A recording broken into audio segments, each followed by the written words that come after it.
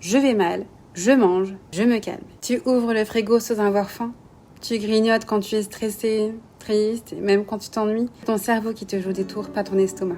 Normalement, c'est ton hypothalamus qui gère la vraie faim. C'est un régulateur d'émotions et de l'équilibre dans le corps. Il lie le glucose, la gréline qui est l'hormone de la faim et la leptine qui est l'hormone de la satiété. Mais quand ton amygdale, qui est le centre des stress et des émotions fortes, s'active dans ton cerveau, ça cherche une récompense rapide. Résultat, tu manges pour la dopamine, pas pour l'énergie. En gros, tu manges tout pour te satisfaire.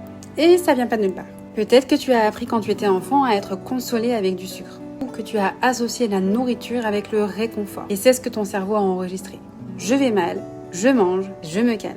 Et il répète la boucle. Tu ne peux pas empêcher une émotion de survenir, mais tu peux choisir la réponse. Quand l'envie de manger arrive, tu respires. Tu attends un petit peu avant d'ouvrir le placard. Pose la question, est-ce que j'ai faim ou est-ce que j'ai plutôt besoin de réconfort? Plan B, tu marches 5 minutes. Tu écris 3 lignes ou tu appelles quelqu'un.